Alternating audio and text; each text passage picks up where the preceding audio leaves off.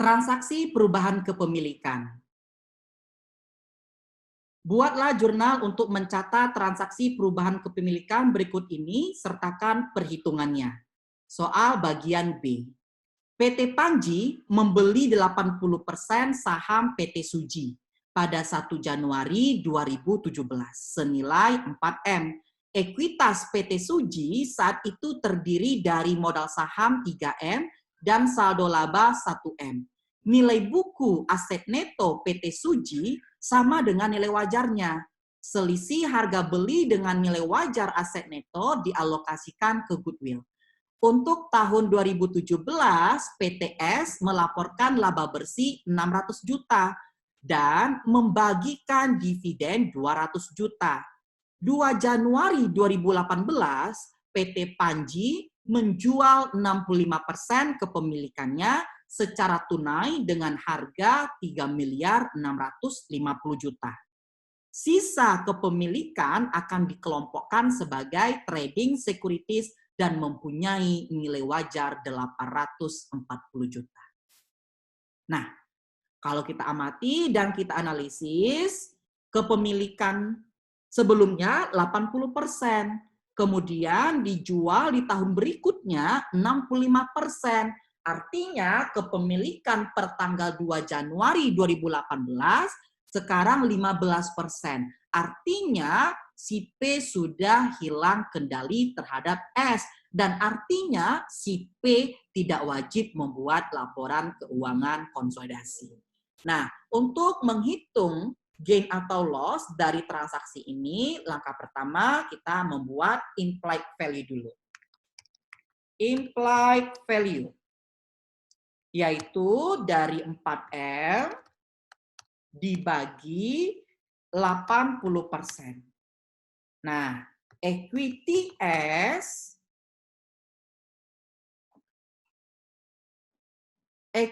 S-nya yaitu sebesar common stock 3M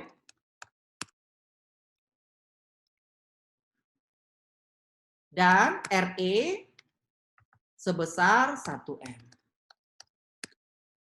Total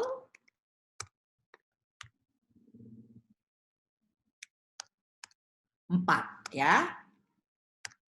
Sehingga dapat excess value sebesar 1M.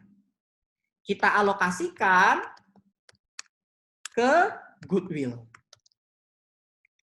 1. Berikutnya, kita cari berapa equity S per tanggal 2 Januari 2018.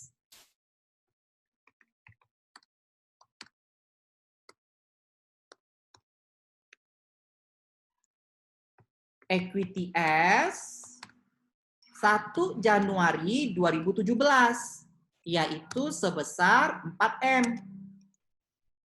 Net income S 2017 sebesar 600 juta.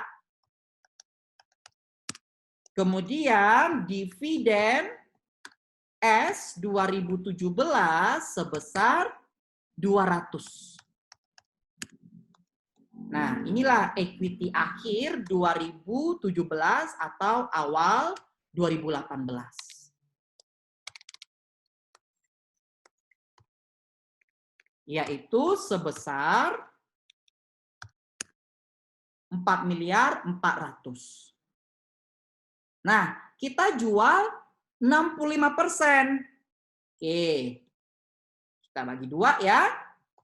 Nilai wajar imbalan yang diterima atau kas yang kita terima atas penjualan investasi 65%.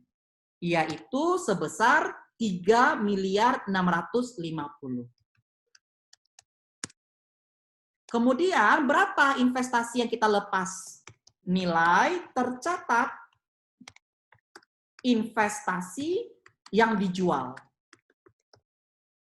Yang 65%, yaitu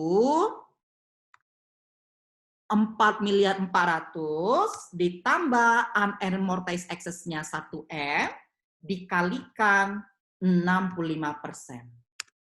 3510.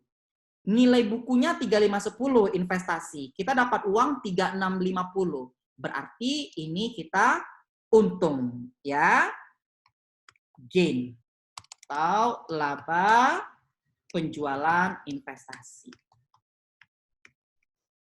Yaitu sebesar 140. Nah, 140 inilah yang realize. Kemudian sisa 15%. Nilai wajar sisa investasi. Yang 15%. Berapa nilai wajarnya sisanya? 840.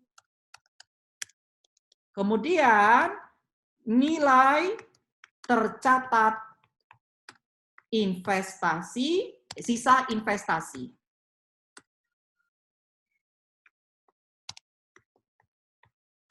Sebesar 15%.